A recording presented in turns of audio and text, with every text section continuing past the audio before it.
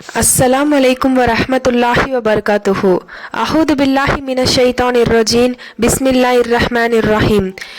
கண்ணியத்திற்குரிய அல்லாஹ்வின் நல்லடியார்களே, அல்லாஹ்வின் சாந்தியும் சமாதானமும் முஹம்மது நபி ஸல்லல்லாஹு அலைஹி வஸல்லம் அவர்களின் மீதும் அவர்களை பின்பற்றி வாழ்ந்த சத்திய சஹாபாக்களின் மீதும் இன்னும் நம் அனைவரின் மீதும் உண்டாகட்டுமாக என்று கூறி பிரார்த்தித்தவளாக எனது உரையை நான் ஆரம்பம் செய்கிறேன் இன்ஷா அல்லாஹ். கடமையான தொழுகைகளை பேணுவதன் கட்டளை மற்றும் அவற்றை விடுவதன் மீதும் கடும் எச்சரிக்கை, அதனை பற்றி பார்ப்போம்.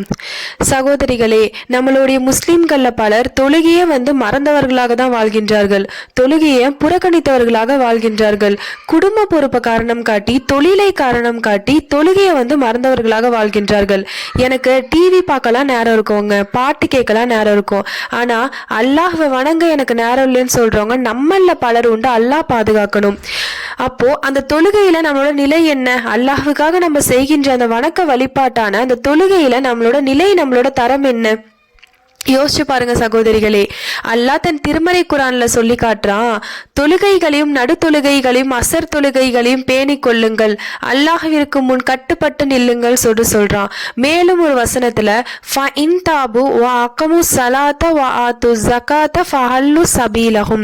அவர்கள் பாவ மன்னிப்பு செய்து தொழுகையை பேணி ஜகாத் கொடுத்து விடுவார்களானால் அவர்களின் நிலையை அவர்களுக்கே நீங்கள் விட்டு விடுங்கள் அப்படின்னு சொல்லிட்டு அல்லாஹ் தன் திருமறை குரான்ல சொல்லி காட்டுறான்.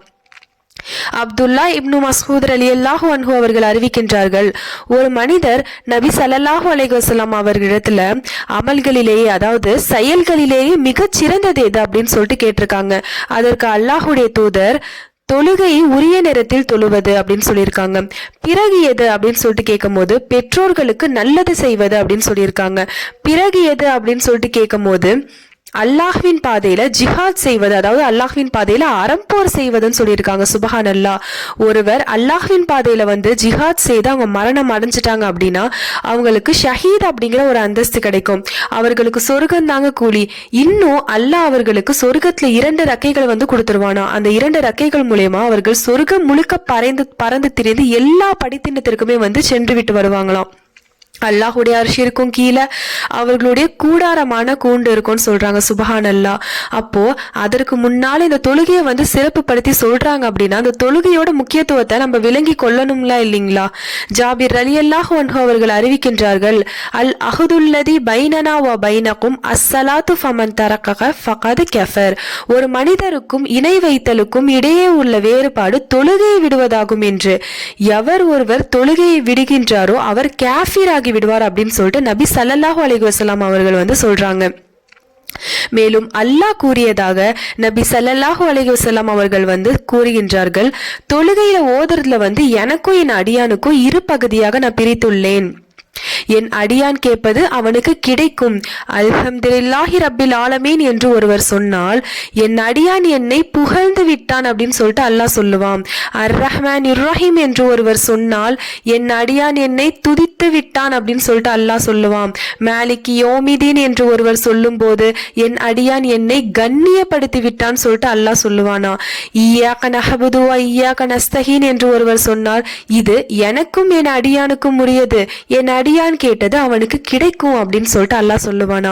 இஹ்தின சிராத்தல் முஸ்தகீம் சிராத்தல் லதீன அன்ஹம்த அலைஹிம் கைரில் மஹ்தூபி அலைஹிம் வலத்தாலிம் என்று ஒருவர் சொன்னால் இது என் அடியானுக்கு உரியது, என் அடியான் கேட்டது அவனுக்கு கிடைக்கும் அப்படின்னு சொல்லிட்டு அல்லாஹ் கூறியதாக நபி ஸல்லல்லாஹு அலைஹி வஸல்லம் அவர்கள் கூறுகின்றார்கள். சுப்ஹானல்லாஹ். நபி ஸல்லல்லாஹு அலைஹி வஸல்லம் அவர்களுடைய இறுதி நேரங்கள், இறுதி நிமிடங்கள் நெருங்குதுங்க. அப்போ அல்லாஹுடைய தூதர் சில அறிவுரையை சொல்வதற்காக சில வார்த்தைகளை முணுமுணுத்து கொண்டு இருந்திருக்காங்க. அவர்களுடைய மனைவியான உம்மு சலாமா ரலியல்லாஹு அன்ஹு அவர்கள் கேட்கிறாங்க. அப்போ அல்லாஹுடைய தூதருடைய இறுதி அறிவுரை அஸ்ஸலா அஸ்ஸலா, தொழுகை தொழுகை. அல்லாஹுடைய தூதருடைய ஒட்டுமொத்த எதிர்பார்ப்பு இந்த சமூகத்து மீதுல தொழுகையை குறித்து தாங்க இருந்துச்சு. அதனாலதான் ஒவ்வொரு முறையும் மயக்கடித்து எழும்போதெல்லாம் அஸ்ஸல்லன்னாஸ் அஸ்ஸல்லன்னாஸ், மனிதர்கள் தொழுதார்களா மனிதர்கள் தொழுதார்களா அப்படின்னு சொல்லிட்டு கேட்டிருக்காங்க. அல்லாஹுடைய தூதர் இந்த ஒரு நிலையில இந்த ஒரு சமூகத்தை பார்த்து அந்த கேள்வியை கேட்டா நம்மளுடைய நிலை என்ன? எந்த ஒன்றை காஃபிருக்கும் முஸ்லிமுக்கும் வேறுபாடாக சொன்னாங்களோ அந்த ஒன்றுல நம்மளோட நிலை என்ன? நம்ம இடத்துல எத்தனை பேர் ஃபஜ்ருடைய தொழுகையை வந்து தொழுறவங்களா இருக்கும்? சிந்தித்து பாருங்க. நபி தோழர்கள் சொல்லுவாங்களாம், எங்களுடைய காலத்துலலாம் நயவஞ்சவர்கள் தான் ஃபஜ்ருடைய தொழுகையை வந்து விடுவாங்க. அஷ்ஹது அல்லா இலாஹா இல்லல்லான்னு சொல்லிட்டு நாவால் மொழிந்து உள்ளத்தால் மறைத்தவர்கள் தான் எங்களுடைய காலத்துல ஃபஜ்ருடைய தொழுகையை விடுவாங்க அப்படின்னு சொல்லிட்டு நபி தோழர்கள் வந்து சொல்லுவாங்களாம். இன்னும் நபி தோழர்கள் வந்து செயல்களிலேயே தொழுகையை விடுவதை தவிர மற்ற எந்த ஒரு விஷயத்தையுமே வந்து குஃபுராக கருத மாட்டாங்களாம். தொழுகையை விடுவதை தவிர மற்ற எந்த ஒரு விஷயத்தையுமே இறை மறுப்பாக வந்து கருத மாட்டாங்க அப்படின்னு சொல்லிட்டு ஷஹீத் இப்னு அப்துல்லா ரலியல்லாஹு அன்ஹு அவர்கள் வந்து கூறுகின்றார்கள். அல்லாஹுடைய தூதருடைய இறுதி அறிவுரை அஸ்ஸலா தொழுகை விஷயத்துல உங்களை நீங்க பாதுகாத்து கொள்ளுங்க. உங்களுக்கும் அல்லாஹ்விற்கும் இருக்கக்கூடிய அந்த தொடர்பை வந்து நீங்க பாதுகாத்து கொள்ளுங்க. ஒரு அடியான் அல்லாஹ்விடத்துல மிக நெருக்கமாக இருக்கக்கூடிய ஒரு தருணம் சஜ்தால தான். அப்போ அப்படிப்பட்ட ஒரு தொழுகையை வந்து நீங்க பாதுகாத்து கொள்ளுங்க அப்படின்னு சொல்லிட்டு அல்லாஹுடைய தூதருடைய இறுதி அறிவுரை வச்சு நம்ம விளங்கி கொள்ளணும்லாம் இல்லைங்களா? ஆனா நம்மள சிலர் தூக்கத்தை முக்கியத்துவம் காட்டி தொழுகையை வந்து அலட்சியப்படுத்திட்டு தொழுகையை வந்து புறக்கணித்துட்டு தூங்குறோம். அப்படி நம்ம தூங்குறப்போ நம்ம காதுல ஷைத்தான் சிறுநீர் கழிப்பா அப்படின்னு சொல்லிட்டு நம்ம அனைவருக்குமே நல்லாவே தெரிஞ்ச ஒரு விஷயம்தான். நம்ம காதுல யாராவது சிறுநீர் கழிக்கிறத நம்ம விரும்புவோமா? நிச்சயமா அதை நம்ம வெறுக்கத்தான் செய்வோம். அப்போ அல்லாஹ்வால் சபிக்கப்பட்ட அவன் நம்ம காதுல சிறுநீர் கழிக்கிறானா, அப்போ அல்லாஹ்விடத்துல நம்ம எந்த அளவுக்கு தூரமா இருக்கோம்னு சொல்லிட்டு நம்ம யோசிச்சு பார்க்கணுங்க. சூரால் முத்தசீர்ல அல்லாஹ் தெளிவுபடுத்துறான் பாருங்க. குற்றவாளிகளை குறித்து உங்களை இந்த சகர் நரகத்தில் நுழைய வைத்தது எது அப்படின்னு சொல்லிட்டு கேள்வி கேட்கப்படுமா. அதற்கு அவங்க சொல்லுவாங்களாம், இந்த உலகத்துல நாங்க தொழுகையாளிகளாக இருக்கவில்லை என்று. அல்லாஹ் பாதுகாக்கணும். சகர் நரகம் என்றால் என்ன? அல்லாஹ் சொல்றான் பாருங்க, அது யாரையும் மிச்சம் வைக்காது, எவரையும் விட்டுவிடவும் செய்யாது. அது சுட்டு கரித்து மனிதர்களுடைய மேனிய வந்து உருமாற்றி விடும். அதுல 19 வானவர்கள் நியமிக்கப்பட்டு இருப்பாங்க அப்படின்னு சொல்லிட்டு சகர் நரகத்துடைய பிரம்மாண்டத்தை பத்தி அல்லாஹ் இந்த இடத்துல சூரால் முத்தசீர்ல நம்மளுக்கு வந்து தெளிவுபடுத்துறான். அப்ப நம்ம தொழுலேனா அது நம்மளை கொண்டு போய் அந்த நரகத்துல போட்டுரும். அப்ப நம்ம தொழுலேனா அது நம்மளுக்கு கேடுதான். அப்ப நம்ம தொழுலேனா அது பெரிய பாவம் நல்லாவே தெரிஞ்சு ஏதோ ஒரு சின்ன பாவங்கிற மாரி, பொய் சொல்றோங்கிற மாரி, புற சொல்றோங்கிற மாரி, ஏதோ ஒரு சின்ன பாவங்கிற மாரி என்ன பண்றோம்னா மலப்பு தன்மையினால தொழுகையை வந்து அலட்சியப்படுத்திட்டு தொழாம விடுறோம். கொஞ்சம் யோசிச்சு பாருங்க. அப்படிப்பட்ட சின்ன சின்ன பாவத்திற்கே மறுமை நாள்ல தண்டனை இருக்கு அப்படின்னா தொழுகையை விடுறவங்களுடைய நிலை என்ன மறுமை நாள்ல? அது நம்ம ஒவ்வொருவருமே வந்து யோசிக்கணுமா இல்லைங்களா? நம்மளுக்கு 5 கடமைகள் தெரியுங்க. இஸ்லாத்துடைய 5 கடமைகள் தெரியும். லா இலாஹா இல்லல்லா முஹம்மது ரசூலுல்லாஹ் என்று சாட்சி சொல்வது, தொழுகையை பேணுவது, ஜக்காத் கொடுப்பது, ஹஜ் செய்வது, ரமலான் மாத நோன்பை நோட்பது. இதுல ஹஜ் செய்வது அப்படிங்கிறது வந்து அவரவருடைய பொருளாதாரத்துக்கு வந்து ஏற்றவாறு. இதுல மற்ற விஷயங்கள் ஒரு இடத்துல சரியா இருந்தா அவர்களுடைய ஈமான் சரியா இருக்கும். மற்ற விஷயங்கள் ஒரு இடத்துல சரியா இருந்தா அவர்களுடைய ஈமான் சரியா இருக்கும். இதுல அல்லாஹ் 2வதா தொழுகையை குறித்து சொல்லியிருக்கானே, அந்த தொழுகையில நம்மளோட நிலை என்ன?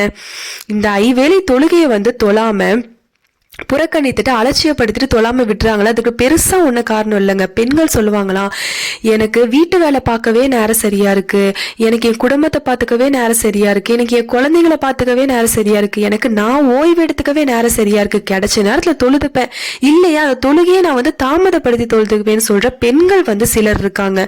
ஆண்கள்ல சிலர் வந்து தொழிலை காரணம் காட்டி தொழுகையை வந்து விடுவாங்க. எனக்கு இவ்வளோ வேலை இருக்கு, நான் இந்த நேரத்துல இவ்வளோ வேலை செஞ்சா எனக்கு இவ்வளோ லாபம் கிடைக்கும், நான் என் குடும்பத்தை பார்த்துக்கணும், அதனால எனக்கு தொழுக நேரம் இல்லைன்னு சொல்ற ஆண்களும் வந்து சிலர் உண்டு.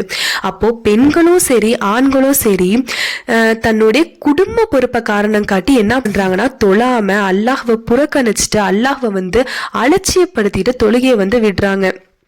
நாம படைப்பினங்களை எல்லாத்தையுமே வந்து திருப்தி படுத்துறோங்க. ஆனா நம்மளை படைத்தவனை நம்ம திருப்தி படுத்துறோமா? அவன் நம்மளை படைத்ததற்கான நோக்கம் என்ன? அவனை வணங்குவதற்கு தவிர மற்ற எதற்காகவுமே வந்து அவன் நம்மளை படைக்க கிடையாது. ஆனா அதை தவிர மற்ற எல்லா விஷயங்களையுமே வந்து சரியாதான் செய்யக்கூடியவர்களாக இருக்கும். அல்லாஹ் பாதுகாக்கணும்.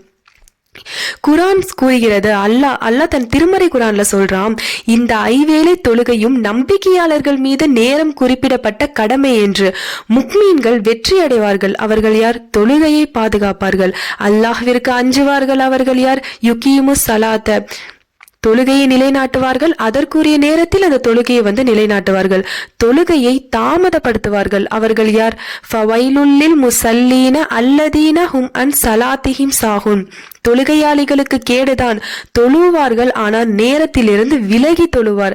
இந்த இடத்துல அல்லாஹ் தொழுலேனா கேடு சொல்ல கிடையாது, தொழுகையாளிகளுக்கே நேரத்திலிருந்து விலகி தொழுதா கேடுன்னு சொல்றான். அப்போ தொழுகையே தொழாம அலட்சியப்படுத்திட்டு புறக்கணிச்சுட்டு இருக்கிறவங்களோட நிலை என்ன மறுமை நாள்ல?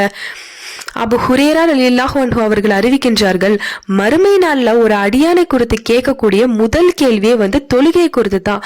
அது ஒருவரிடத்துல சரியா இருந்தா அவர் வெற்றியாளர் ஆவார், அது ஒருவரிடத்துல சரியா இல்லைன்னா அவர் நஷ்டமடைந்தவர் ஆவார் அப்படின்னு சொல்றாங்க. அதே மாதிரி கடமையான தொழுகையில இருக்கிற குறைக்காக அல்லாஹ் கேட்பானா, என்னுடைய அடியான் இடத்துல ஏதாவது உபரியான நன்மை உண்டா அப்படின்னு கேட்பானா? அப்போ இந்த குறை அதன் மூலமா சரி செய்யப்படும், இதே போல மற்ற விஷயங்களும் நடக்கும் அப்படின்னு சொல்லிட்டு நபி ஸல்லல்லாஹு அலைஹி வஸல்லம் அவர்கள் கூறுகின்றார்கள். இந்த உலகத்துல நம்ம தொழாம தொழுகையை அலட்சியப்படுத்திட்டு அல்லாஹ்வை புறக்கணிச்சுட்டு இருந்துட்டு மறுமை நாள்ல மக்ஷர் மைதானத்துல நின்று கொண்டு இருக்கும் போது இந்த உலகத்துல நம்ம தொழுதிருக்கலாமே, இந்த உலகத்துல நம்ம தொழுதிருக்கலாமே அப்படின்னு சொல்லிட்டு அந்த நேரத்துல யோசிச்சு என்ன ஒரு பலன்? அதற்கு முன்னாலே நம்ம யோசிக்க கூடியவங்களாக இருக்கணும். இன்ஷா அல்லாஹ். இன்னா இல்லாஹி வா இன்னா இல்லஹி ராஜிஹூன். நாம அல்லாஹ்விடத்தில் இருந்துதான் வந்தோம், அல்லாஹ்விடத்திலே செல்லக்கூடியவர்களாக இருக்கிறோம். அவ்வாறு செல்வதற்கு முன்பு அவனிடத்துல அதிக பாவ மன்னிப்பு தேடி அதிக அவனை தொழக்கூடியவர்களாகவும் அதிக அவனுக்கு நன்றி செலுத்தக்கூடியவர்களாகவும் இருந்து அல்லாஹ் நம் அனைவரையும் ஈருலகிலும் வெற்றி பெற்று தொழுகையாளிகளாக ஆக்கி அருள் புரிவானாக. இன்ஷா அல்லாஹ். ஹையால ஸலா ஹையால ஸலா ஹையாலல் ஃபலா ஹையாலல் ஃபலா. தொழுகையின் பக்கம் வாருங்கள், தொழுகையின் பக்கம் வாருங்கள், வெற்றியின் பக்கம் வாருங்கள், வெற்றியின் பக்கம் வாருங்கள் என்று கூறி இச்சபையில் உங்களுக்கு தொழுகையின் முக்கியத்துவத்தை நினைவூட்டியவளாக இருந்து எனது உரையை நான் நிறைவு செய்கிறேன். வாஹிதவான அல்ஹம்துலில்லாஹி ரப்பில் ஆலமீன். அஸ்ஸலாமு அலைக்கும் வரஹ்மத்துல்லாஹி வபரகாத்துஹு.